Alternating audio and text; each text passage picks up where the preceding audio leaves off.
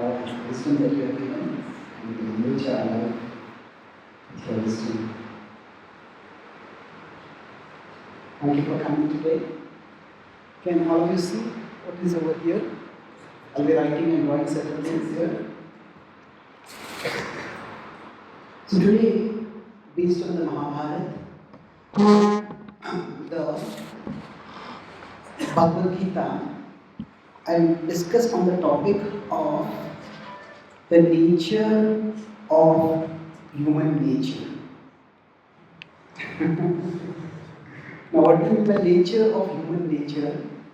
What I mean by that is that there are sometimes we are surrounded by people, and sometimes people act in puzzling ways. A person who is normally very polite suddenly becomes very angry. A person who we consider trustworthy suddenly robs or steals or does something shocking. And not just people outside who do those things, sometimes we ourselves do things that sometimes shock us. So, is it, now we could say that our simplest way of understanding it is that there are good people and there are bad people. The spectrum of humanity, there are people who are good and there are people who are bad. So now normally we say good people are those who do good things. Bad people are those who do bad things. In movies often there is a hero and a villain. Now when we talk about something like this good and bad people, we might say the kind of action that we do.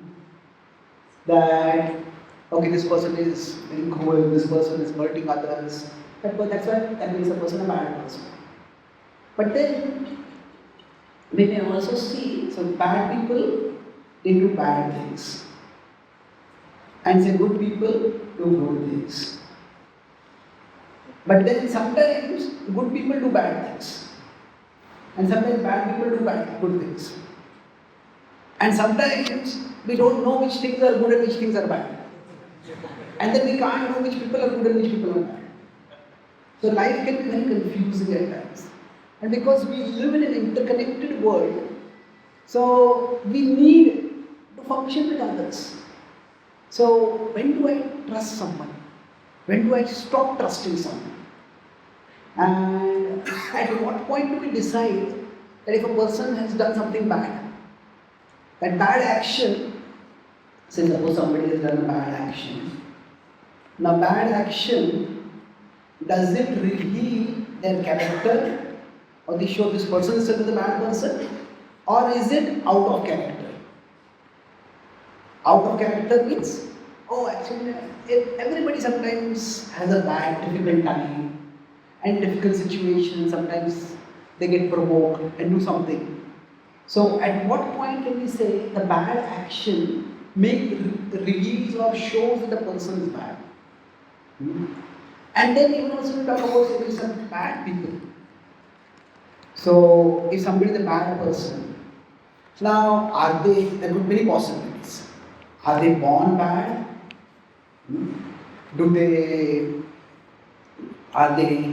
Do circumstances make them bad? Or do their choices make them bad? Is the difference clear to this? There is bad people right from birth itself. Or is it that circumstances were very difficult, like somebody was born in a very poor neighborhood, and the only way a person could have survived is by robbing and stealing. And that's how that circumstances, you can say, made them bad. Can we say that they chose it? But sometimes, do people choose to become bad? Sometimes some people may be born in a wealthy family, but still they become law-breaking. They become bad. So we will look today at the character of Duryodhana in the Mahabharata and try to understand.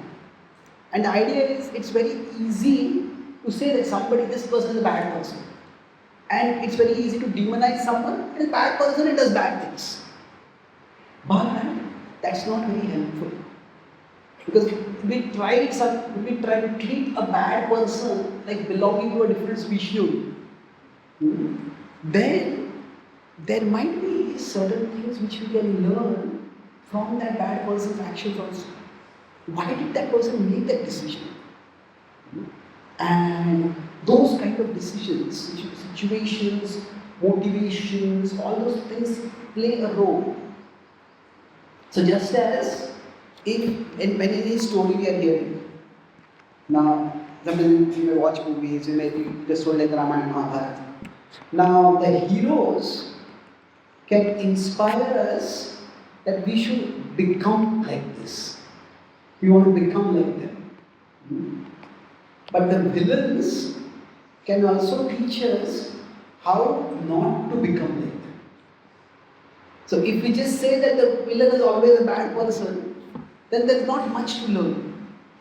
So with this context, that's why I said we're talking about the nature of human nature. We're trying to understand what makes a person bad, or basically when somebody. So there are three different questions I have discussed now. One is, when do we decide that somebody is a bad person? That's one question. The second, so in that question, is it occasionally this person did something bad, so we don't consider him a bad person? Second is that what makes a person bad? And third is, how can are there any similar tendencies within us? And can we check and counter those tendencies?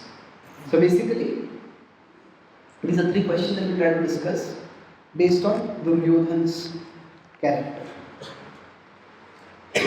So first is, what is the characteristics or what are the criteria for deciding who is a bad person? Second is the cause. Okay, what makes a person bad? And the third is correction. Correction refers to whether that person can be corrected or the similar tendencies within us can they be corrected. Okay. So now we on a daily basis make choices. Now all we chose to come for this talk. When I come here, I chose to speak on a particular topic. We're all making choices. And every choice, to some extent, has consequences. But some choices have huge consequences. Some choices have smaller consequences. If in a movie or a novel, there are certain plot twists. Now the whole story changes because of this. So for example, the Ramayana, one big plot twist is Kai exiling Ram. Another is Sita being abducted. The whole storyline changes over there. Right? So there are some actions which have a lot of consequence. So we'll start with that. So what we'll do is, in Duryodhana's life, we'll discuss certain incidents, key incidents, and by that we'll try to understand what was happening there. So let's see how much we can discuss. Some incidents I'll go more in detail. So first was his birth itself. Now his birth was accompanied by certain inauspicious signs. And the jackals screaming, and the atmosphere became very dark and gloomy. And Vidura said to Dhritarashtra, this son this indicates the character of this boy is not good. Said you are going to have 99 sons more, abandon this boy. Now, this may seem outrageous. No, how can anyone tell a father to abandon the child? Now the important point here is, what was Vidura saying? That you are not just a father, you are also a king. And this person will become a king in future. And if his character is not good, then he can cause great havoc to society. When you say abandoned, doesn't mean he has to be killed. But he can be given to somebody, and some family will take care of him. And he won't have that royal power that comes from his birth. And in many ways, actually, It is Duryodhana who leads or misleads all his brothers. Dushasana also does terrible things, but it is Duryodhana who is the leader for everyone. So Dhritarashtra says that Dhritarashtra is told by Vidura, you will have 99 sons. Just let this one son go. The principle is that in life, life is at one level a game of power. Everybody wants power in different ways.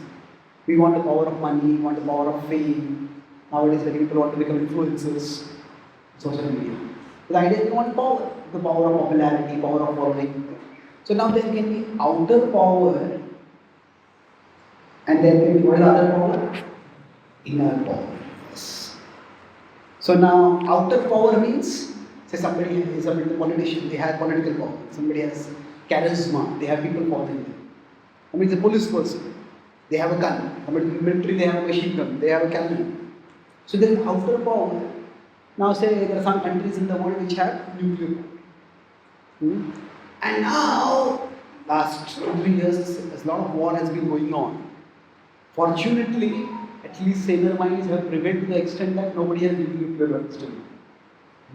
So now imagine if somebody has outer power in terms of their nuclear weapons, but they don't have inner power, is that they get angry and just nuke a whole country.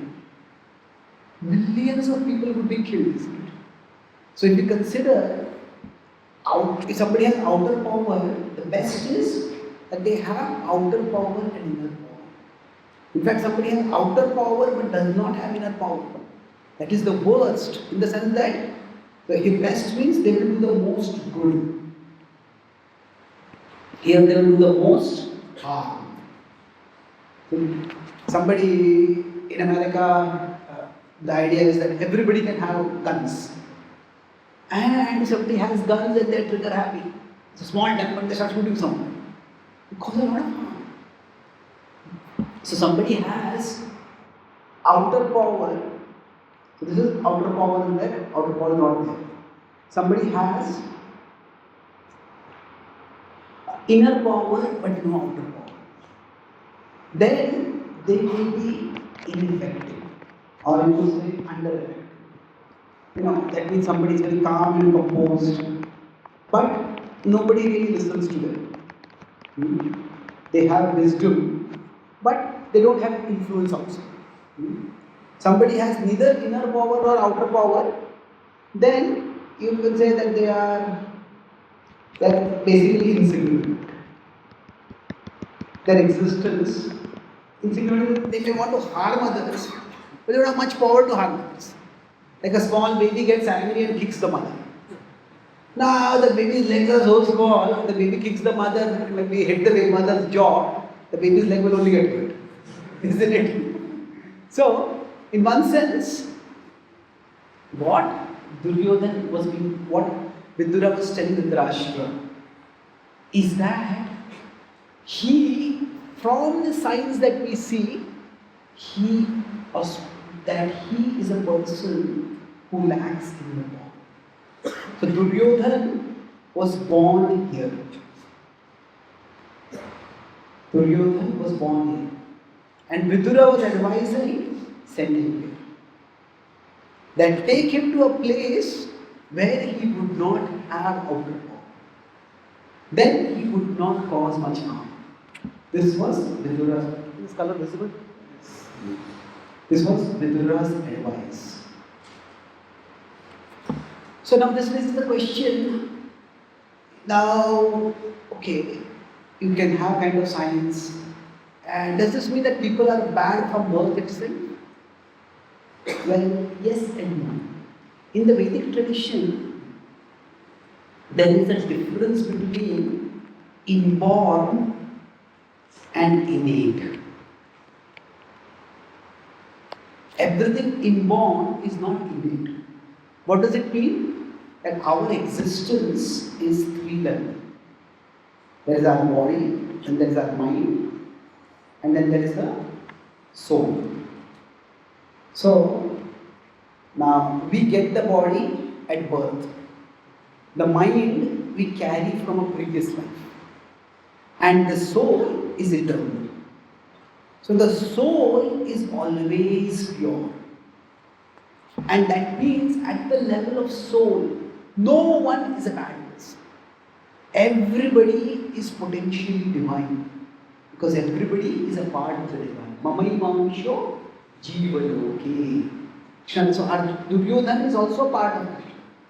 So innate means it's at the level of the soul, spiritual level. So at the spiritual level, everyone is good.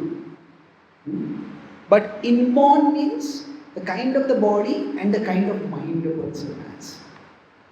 So some people, so we all carry impressions from our past. Some of those impressions may be positive and some of those impressions may be negative. So now, though that talks about two kinds of prakriti, Daivi prakriti and Asuri prakriti. There are two kinds of people in the world. Some people are wise and some are otherwise.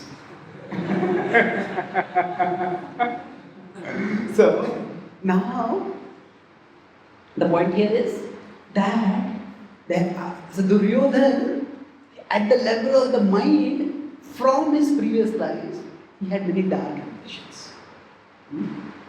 Now, what we are born with, can we change that?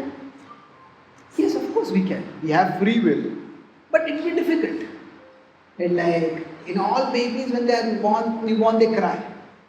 But some babies cry as if they will bring the whole house down. But if they get good upbringing, then they can actually become better. They have siblings who are very calm. The parents calm them down. Parents discipline them if they get angry and go tantrum. They can be calm down. So, but for him, what happened? Vidura's advice was rejected. And at this point, Dhritarashtra's action was also understandable. Oh, he's my son. Maybe this Vidura's reading is not right. How can I abandon my son like this? So, at the starting point. But now, I think that we want to discuss some key incidents. After this, what happened was the Pandavas arrived. So when the Pandavas arrived, till this point, nobody knew whether a Pandu would even have sons. And even if he had retired, sometimes he, along with the son, would also stay in the forest. And Duryodhana had grown up being the eldest son, and he was pampered. He was also, he developed a little bit of an entitlement mentality. Entitlement mentality means, oh, I am the prince, I am going to the king, everybody should honor me, everybody should respect me. And he was powerful, he was the strongest among his brothers. So, he was the center of attention in the palace. So, in royal families, there is what is they call as the heir. Heir is the successor. And many times kings may be concerned that what if this child passes away? There is an heir and then there is a spare. The spare is if something happens to the heir, then there should be someone else backup.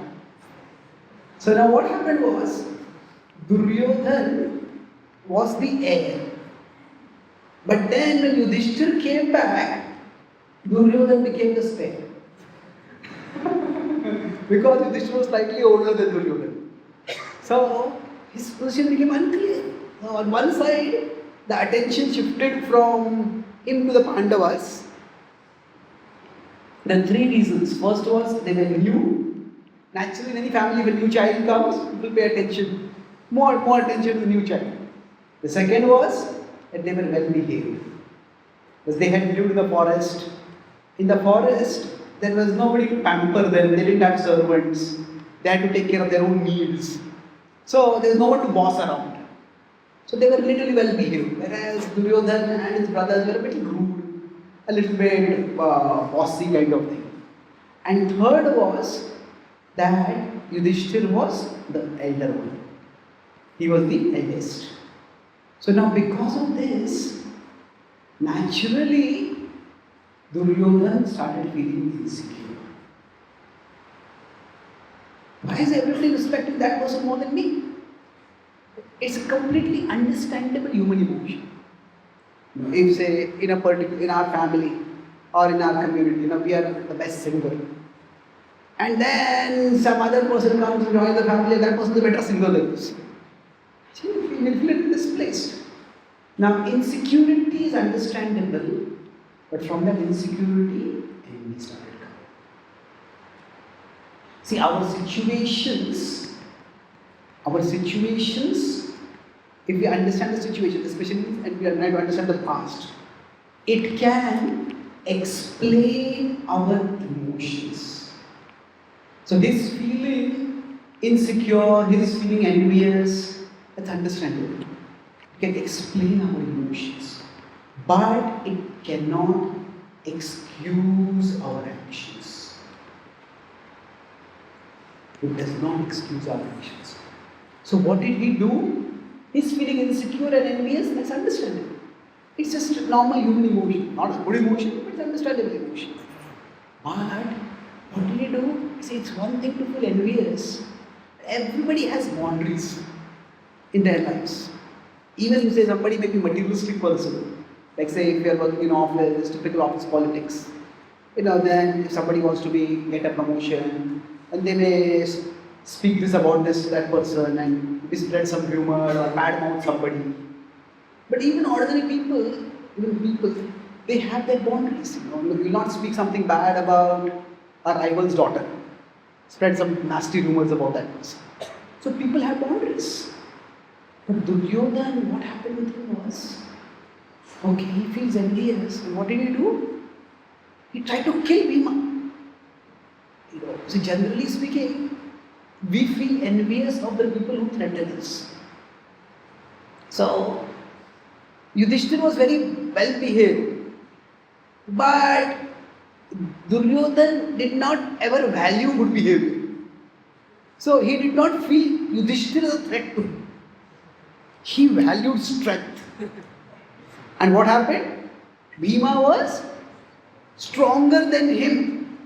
It's like say if I am a good speaker and somebody is a good singer, that person, that won't be a threat to me. But if I am a good speaker and somebody is a better speaker than me, then what happens is I feel insecure. That feeling is understandable. Then what do? So Duryodhana, he just straight went and tried to kill Bhima. But at that time he was just a teenager. Some people try to justify and say, actually Duryodhana was a good person. Shakuni made him bad. Well, it's not that simple. Shakuni was not much involved in the picture when this whole poisoning scheme was made. Shakuni was very active later in the dice match and also to some extent in the Valakshagraha, in the burning of the Pandavas. But here he was not very active. So it was not that Duryodhana was bad and Duryodhana was good and Shakuni made him bad. That Duryodhana was bad and Shakuni made him worse. So, just to think that, okay, you feel envious of someone and that's why you decide to kill that person. This is a teenager. But this itself is a really big red sign. So a dangerous person. So Vidura, what Vidura had said, that was turning out to be true. He was in the royal family, that's how he was able to get poisoned. And he was able to get poisoned and tried to get Bhima killed. Fortunately, Bhima survived.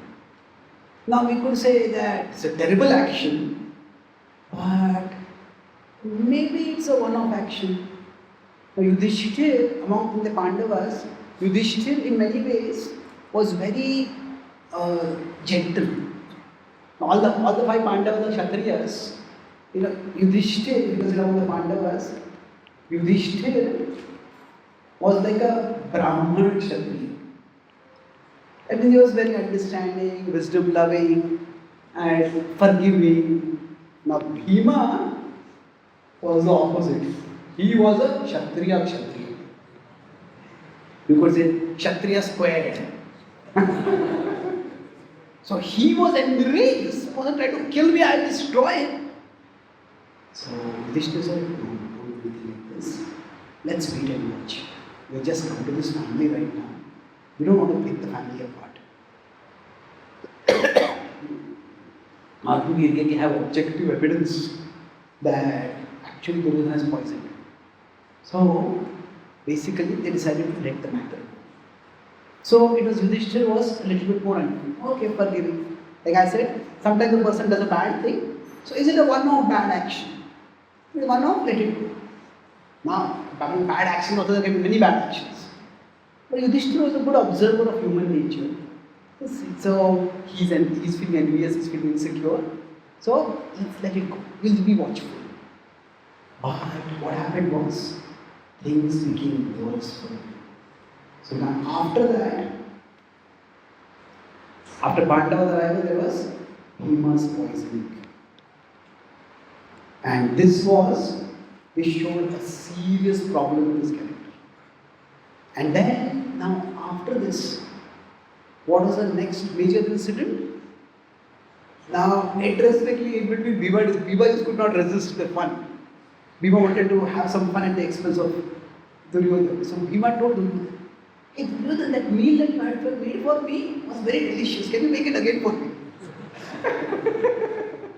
And Duryodhana thought, I got the opportunity. But what happened? Bhima had gone to under the deep into the river, he had gone to the celestial abode, and he had drunk nectar that had immunized him to poison. So Bhima happily ate it all, and Duryodhana was watching, why nothing happening to this guy?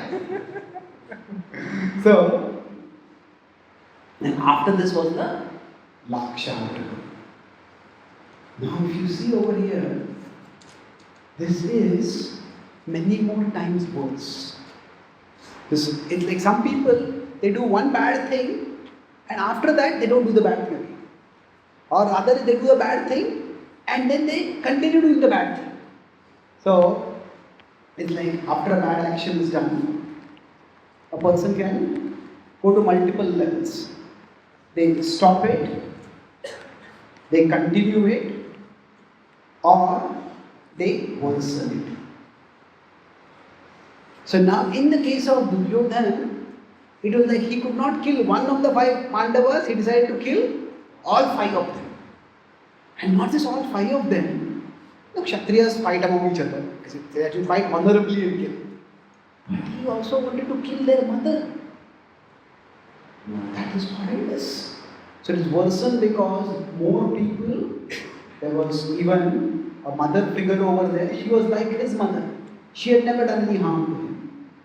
And also, this involved far more scheming. See, sometimes when people do bad things, it could be just circumstantial. Like say, sometimes there are bad circumstances we find. Say we invite somebody to our home and they stay in our home for a couple of days and then they leave. We find that some of the jewelry from our home has disappeared.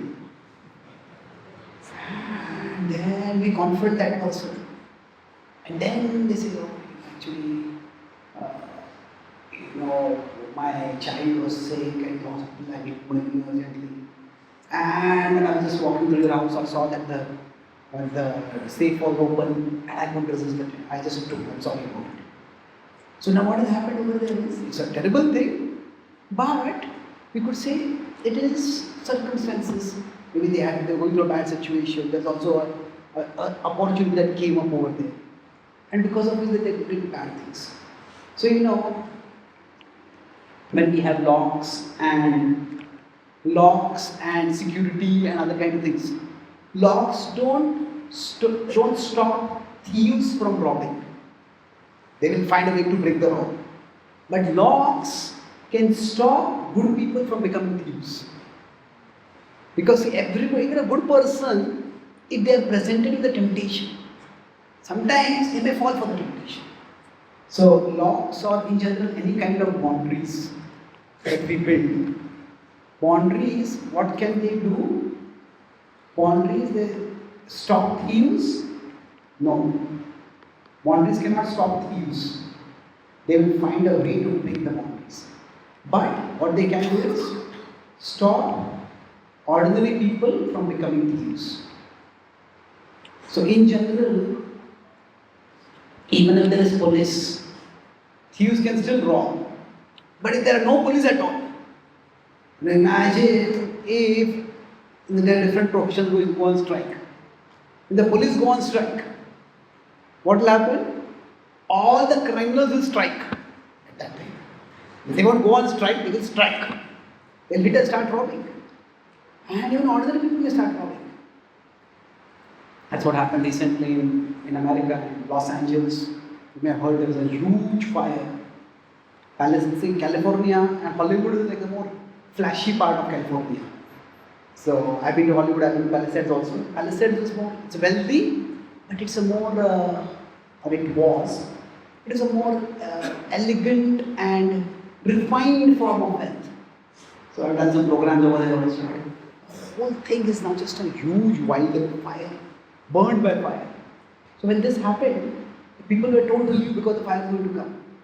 And people left, and then the ordinary people, thieves started coming and robbing, and ordinary people started robbing. So if there is no law, then ordinary people may also become thieves. So basically what I am saying over here is, when there is wrongdoing, when somebody is doing something wrong, it can be circumstantial. Oh, it is a difficult circumstance, it is a tempting circumstance, that's why I did something. Or it can be intentional. Circumstantial means that परिस्थिति ऐसे आ गई उसने कर दिया. In that situation he did that thing. But intentional means that person creates the circumstance.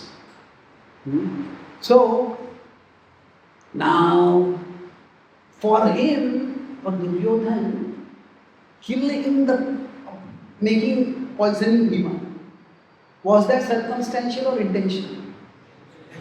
It's clearly intentional. It's not that, Bhima and he were having food, and Bhima spoke something which made him angry, and then Bhima went to the restroom, and Duryodhan said, oh, there's some poison over here, let me quickly put the poison in this food. Not like that. He had to procure the food, he arranged a picnic, and he made a special dish only for Bhima. And he said, we have had some differences in the past, I want to patch things up, so I made a special dish for you. So it all required planning. But with respect to the Lakshyagraha, the planning that was required was even much, much more. So what is happening was, the bad person and he was becoming worse.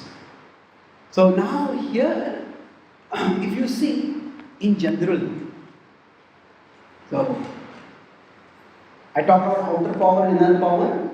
We'll talk about one more. So this is, our whole session will be based on this particular thing. In our life, if we are to do the right thing, we need boundaries and we need bonds.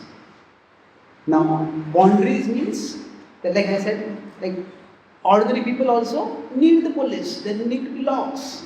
So if boundaries are there, then people won't do bad things.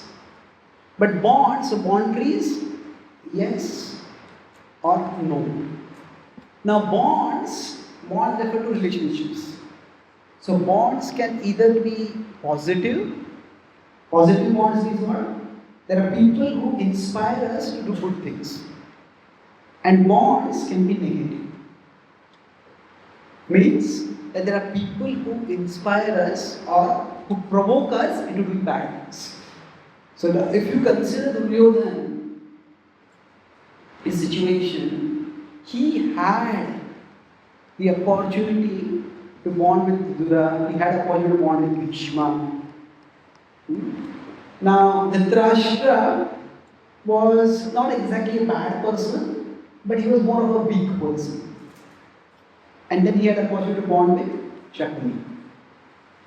Now, if you see, these bonds could have lifted him up. This bond pulled him down. Now, which bond did he develop? Yes, he strengthened this bond. So, this is where our actions, there may be conditionings that we may get from our past life. Now, we can't control that. Whatever conditionings we have from past life, we have. Some conditioning may be good, some conditioning may be bad. That's beyond our control. Now, his upbringing was also not very good. Dhritarashtra did not really discipline him much. Now we all have had some upbringing, we can't change that. But for us, the bonds that we choose are very important. So although he had very virtuous and wise people with him, now among Vidura and Bhishma, actually Bhishma was always much more affectionate to Vidura. Vidura was sometimes a bit harder with him. But still both of them were his well-wishers. He chose to neglect them. And then, so now what happened was, the best situation is that now we are talking about how a person can grow, how we all can become better versions of ourselves. So it is best if we have bonds and boundaries. If we have positive bonds, if we are associated with people who inspire us to become better. And we are also living in a society where there are boundaries, where it's not very easy to do bad things. Then that's the best way for a person to do the best for our growth. Now, if there are boundaries, but a person has negative bonds, then what will happen is that person will feel resentment. And this is best in the sense that there will be encouragement for growth, encouragement, facilitation for growth. Here, the person will simply feel resentment. Why resentment? Because, there is this person says, somebody has a friend who says, let's drink, let's do drugs.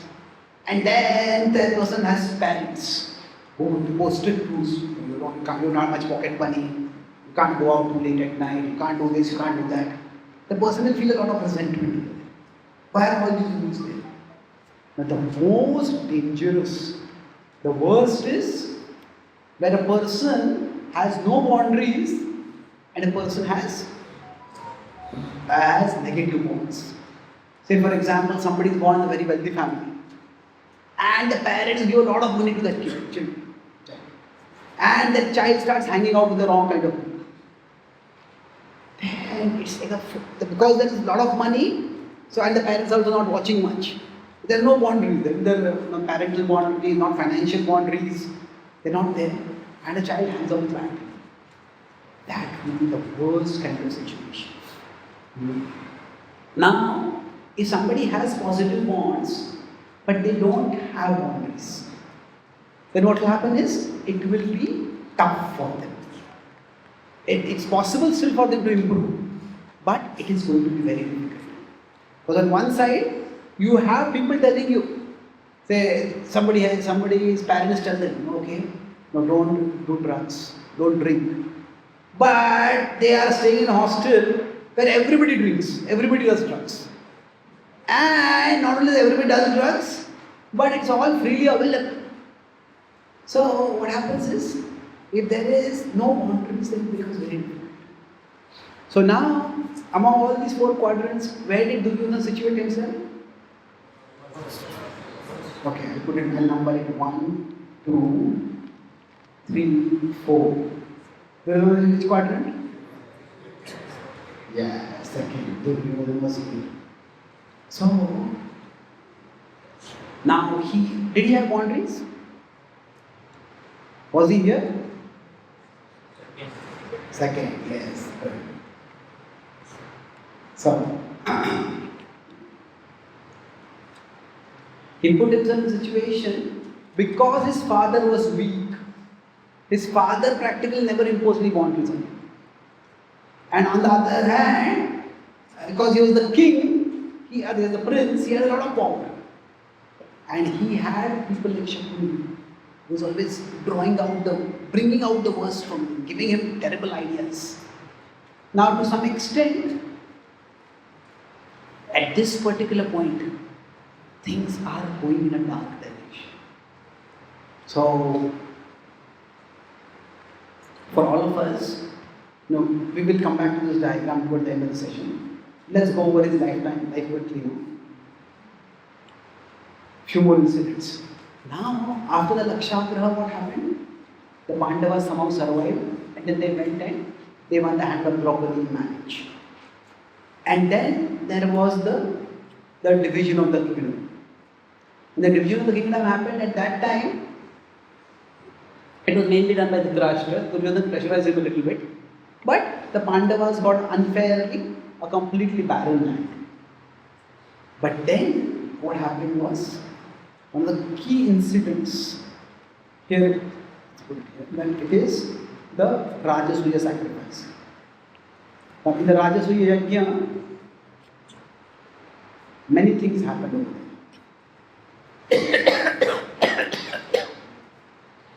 So here, it's he went because it's their family and everybody had to go over there.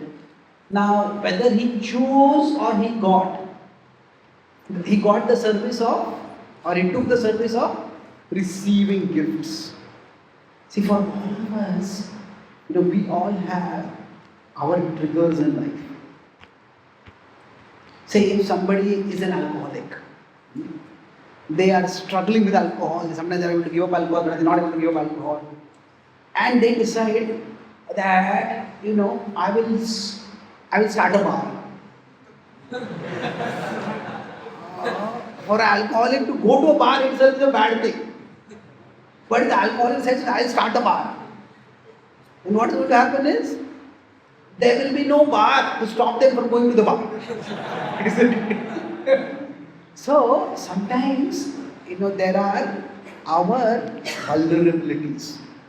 We all have our vulnerabilities, or let's put it our weaknesses. We have our weaknesses. So, these are inner weaknesses. And there are outer triggers. So, if we know that we have certain weaknesses, then it is vital that we don't put ourselves in the presence of the triggers.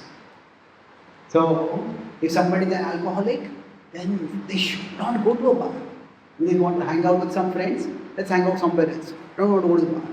So, alcoholism is a trigger, alcoholism is a weakness, and a bar could be a trigger. So, if we know, what we need to do is, the weaknesses will take time. We cannot change the weaknesses immediately.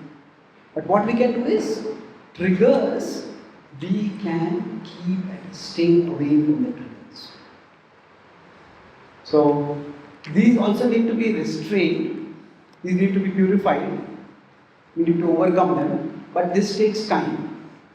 Krishna says, Tasmantam indriyanya adam niyamya bhartash.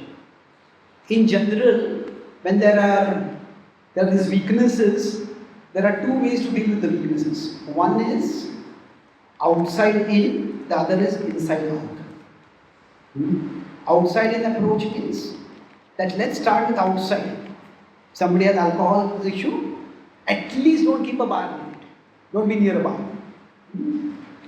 Inside out is that you start by disciplining yourself. Start by, I'll never drink this. Now, outside in is actually much more easy to do. Ultimately, we have to go inside and purify ourselves. But Krishna says, begin with 3.40 is 41. Tasmantam indriyanyadav niyamya bharatashva. So he says that we have to restrain our senses. So now what Duryodhana did was the worst possible thing.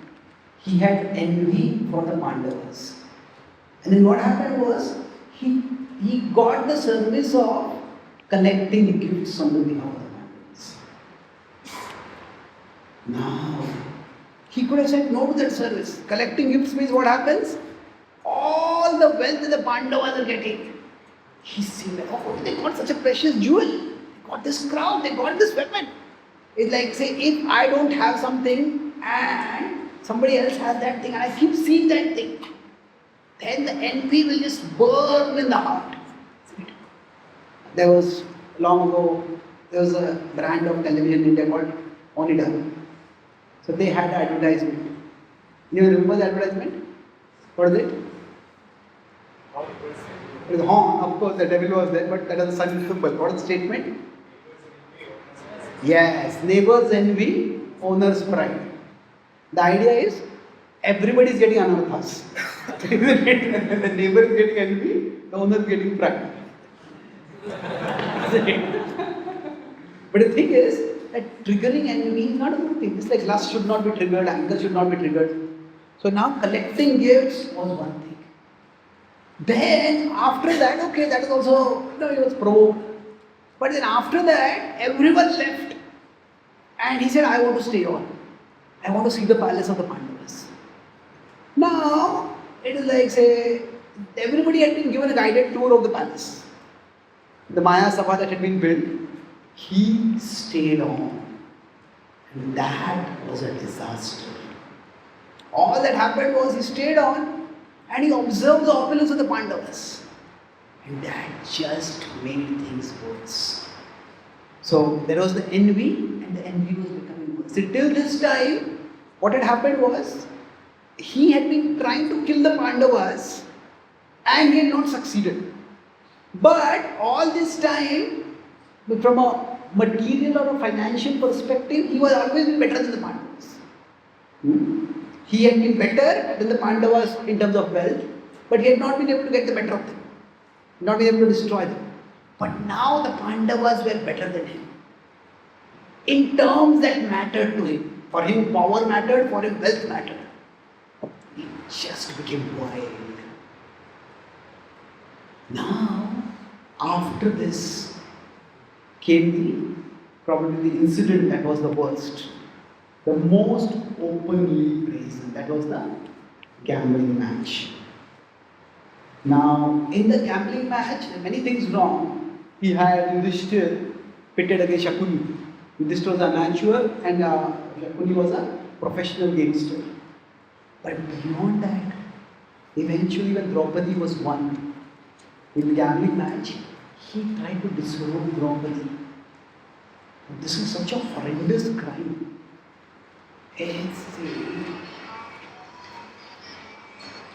Generally speaking, rape is often seen to be a crime of lust. But it's not a crime of lust actually. It's much more a crime of pride and power. Because somebody simply had lust, they can just go to a prostitute. Or they can find out somebody to hook up with or whatever. But why rape? Because I can dominate you.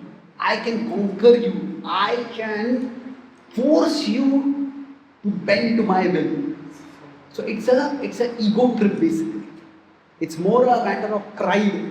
So for them disrobing Draupadi was not so much out of lust, it was to humiliate the Pandavas. Now, but there are always people who are predators. Those who prey on other people. That kind of part will be there. But generally, these kind of people who do crimes like this, they will do it in some dark corner somewhere so that there will be no witness. They have some fear of the law. But if somebody does a crime like this in public, it means they have no fear of the law. But if somebody does a crime like this in the police station itself, then not only do they have no fear of the law has fear of them. So basically, when Duryodhana did this, in the royal assembly, in front of all the elders, in front of everyone else when he did this was a horrendous crime. And this is where his character comes out. It's like, when somebody does something in public, even when everyone else is present, there is no excuse for that. And not only was he doing something terrible, he was laughing, he was delighting in it. And when Duryodhana did terrible things, do you think he regretted those terrible things? Was there any regret at all for him? Well, there was regret. When Bhima was poisoned, when the Pandavas were burned, there was regret. The regret was his plan was not successful. Not that he did something wrong. So, it's like sometimes some people say, "Oh, I'm very sorry. After they do something wrong and they are caught, they say, "I'm very sorry." So, are you sorry that you did something wrong, or are you sorry that you got caught? Isn't it, So what we are sorry about also matters quite a bit. So, but anyway, this time what he did was totally crazy. And then just went on and on and on. Now, for the gambling match, there are many incidents, but the last incident I'll talk about is Krishna's peace mission. Now, when Krishna came after the whole, there are many other incidents also, but I want to not go too long. This shows the character that even after doing all this that had happened, the Pandavas, that they were ready to settle for peace. After all, this is around 600 family only. He said, Krishna went to the extent of saying, give the Pandavas 5 villages. So, what was Duryodhana's reply? I will not give enough land to put even the tip of a needle. In fact, that when in the age of social media, this could have become a viral Instagram reel. Kya dialogue hai? But what does it mean? Let's say if we invite someone to our home for some ceremony. Now that person doesn't want to come. So they make an excuse. Now they are making an excuse. We know that they are making an excuse. And they know that we know that they are making an excuse. But at least out of politeness they are making an excuse. But suppose that person says, even if I die, my dead body will never come to your ceremony. Then that is not just a rejection of the invitation. That is a kick in the face of the inviter. So this was Duryodhana's attitude in rejecting Krishna's peace proposal. That it was a completely blatant rejection. And on top of that, as if that's not bad enough, he tried to even have Krishna arrested. The same assembly where he had earlier humiliated Draupadi, now he tried to humiliate Krishna. See, for any honorable person, just to be arrested for 1 moment, somebody's put in handcuffs. It's a humiliating thing. Even if the accusation of won't be false, still to be arrested is demoralizing, it's going to be devastating for the morale. So his attempt did not succeed at all. But the attempt that he made, that itself showed his mentality. Thus, by his repeated actions, he showed he was not a person who was ready to change. Krishna even went so far to show the Virata Rupa. And he showed the Virata Rupa and even gave Dhritarashtra the eyes to see the Virata Rupa. But even after seeing it, did Duryodhana change his heart? No. See, the human mind is such that we can come up for explanations for whatever we want to believe. You probably know that story. Once there was an anti-alcoholic campaigner. He wanted to show people how dangerous alcohol is. So he was giving a talk to alcoholics, and then he had a beaker, transparent beaker which contained alcohol, and he had a small box in which he had an insect. So he opened the box and threw the insect into the alcohol. And the insect fluttered a little bit, it fell down, and it died. And he looked at all the alcoholics. He said, "What do you learn from this?" And everybody became very afraid, looking down. And then one person was smiling brightly. Says, "What do you learn?" So when you drink alcohol, all the germs and worms in our intestine will die. So we can interpret things the way we want. So what was Duryodhana's interpretation? He said, actually, since childhood I was a prince, I was busy. Krishna, he lived in the forest, he had no work to do. So he did some tapasya and he was able to show some magic tricks. If I had time, I would have shown a form bigger than Krishna also. So he just dismissed the Virat Rup Darshan as just some magic trick. So some people by their actions show that they will never learn. And if they're never going to be learned, they have to be punished. But What do we learn from this character? So going back to this diagram, for all of us, here, we have to see for us what kind of bonds am I developing and what kind of boundaries am I living within. So each one of us, we need to do that introspection. So especially in youth, it's a very influenceable age. We can get caught. We all want a sense of belonging. That's just natural. So, but if we want to belong and be accepted and respected by people who have bad habits, then we will also just to want to belong to them, we will start developing bad habits. So which kind of bonds are we forming? Each one of us has to evaluate that. And secondly, we have to choose or we have to establish and enforce boundaries to protect ourselves from ourselves. Protect ourselves from our nature. So this particular diagram, I'll just come back to that once again and we'll conclude with this. That what do we need to do for us? We need to establish boundaries. Now, the boundaries can be sometimes social and sometimes they can be individual. Social means that by living in a particular society, certain boundaries are imposed. Say, Indian culture is a little conservative. Of course, that's changing now. But it is conservative. Now, if you come and stay in a youth center, like a base or a voice center, then there are certain boundaries that being in that environment itself creates for us. So, having some boundaries that will protect us. So, what will these boundaries do? They will keep us away from triggers. We all have triggers, and if we get triggered, our worst side will come out. So we need to establish boundaries, either socially or individually. If we spend a lot of time on social media, then maybe have some app on our phone which regulates things. We minimize the data that we have on our phone so that we don't spend so much. Whatever it is, we have to establish the social and individual boundaries. And that is what Krishna talks about 258. Yada samharate chaya purmo angani sarvasham.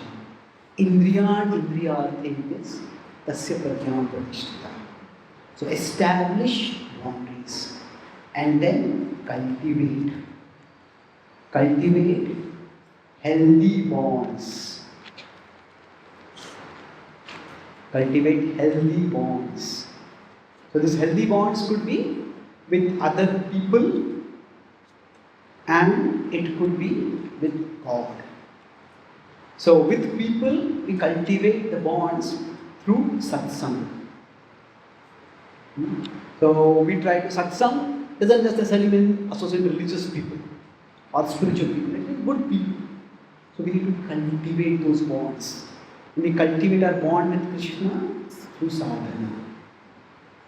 So through a chanting of the holy names, through the puja that we do, through the arti, through sadhana. So when we do these things, we establish boundaries and we cultivate bonds. Each one of us can bring out our higher nature. If we are born with a godly nature, if already our prakriti is Daivi, that's wonderful. We will be able to take up this much faster and we will become much better also at a rapid pace. If somehow there is some part of us, the prakriti that we are born in somewhat asuri, then also these boundaries will protect us from that prakriti getting developed. And if we develop the bonds, then the past impressions can be overwritten. And when they are overwritten, each one of us can actually chart and create a better and brighter future for ourselves. So I'll summarize what we discussed today, that the questions I started with, our topic was the nature of human nature. And basically trying to understand that why do people do what they do and how do we learn from ourselves. So discussed 3 questions. When we talk about bad people, we took the example of Duryodhan.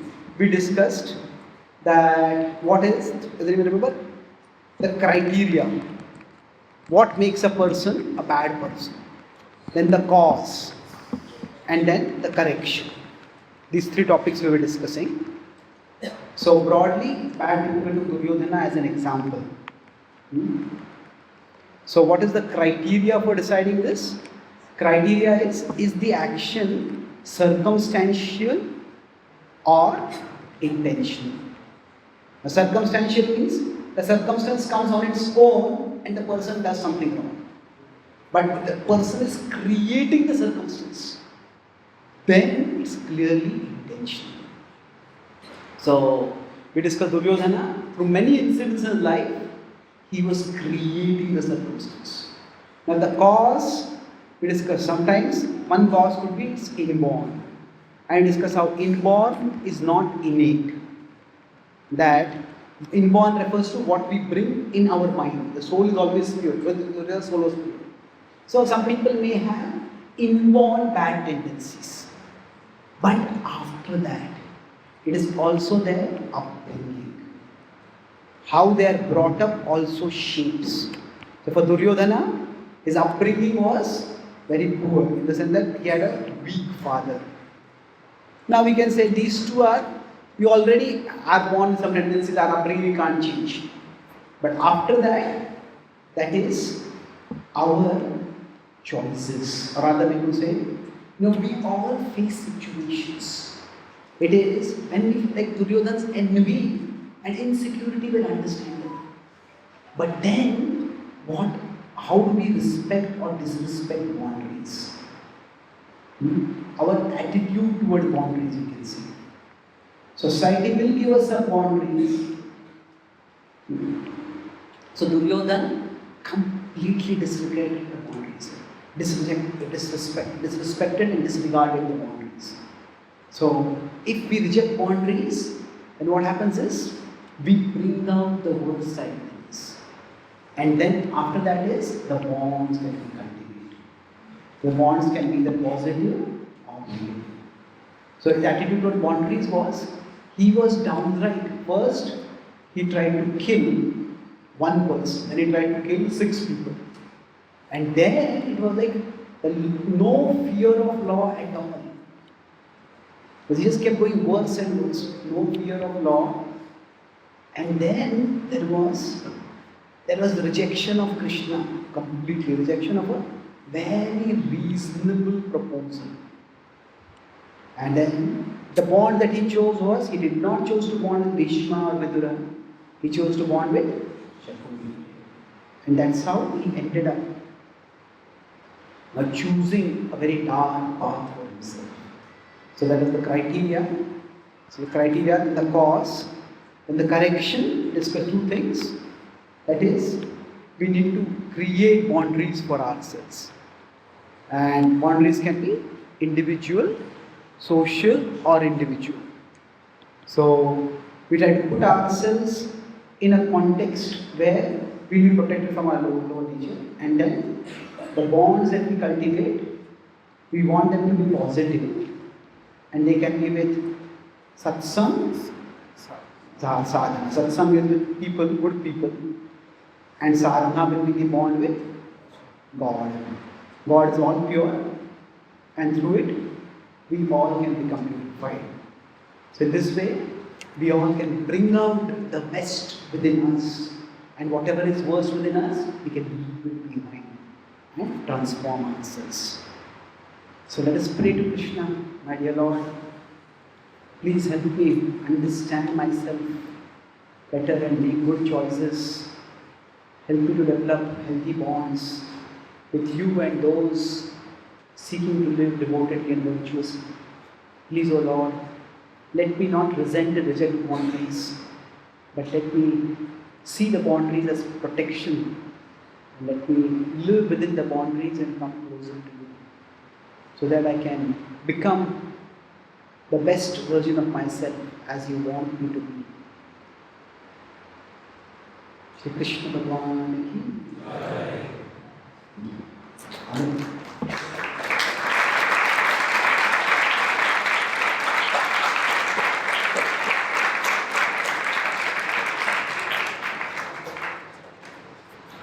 we have some questions.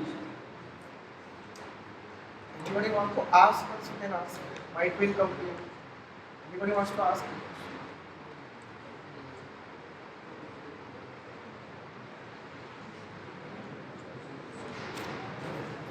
Does you take cheat first or?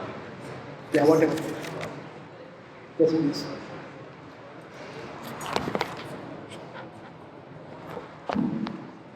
Hare Krishna Prabhu. Thank you for your wonderful and analytical class. I had a question that how can we avoid circumstantial things in our life? How can we avoid circumstantial? In many ways we can't. If we can anticipate circumstances, it's good. If we are driving on a road and if we know there's a pothole on the road, then we should be careful, don't drive too fast on that. But sometimes we are going on a new road, we don't know there's a pothole, we'll get jolted.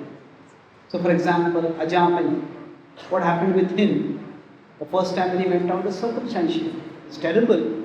It's understandable. I mean, it's tragic, but he didn't go to a red light area or something. So that particular agitation was understandable. And then the desire started growing inside him. And he just couldn't resist it. And then he wanted to be with that woman. It's bad, but maybe sometimes desire is so strong, we do that. The whole thing would be said, okay, it's bad, but it's a one-off thing. But afterwards, he decided that not only I don't want to be once with her, I want to be with her again. And for that purpose, he rejected his parents who opposed that. He abandoned his wife. And so he was a Brahmana, what people are going to call as a Brahmana priest to their ceremony, somebody who is living with the prostitute. Then he couldn't live as a Brahmana, he started robbing and stealing. So at one particular point, it surely became intentional.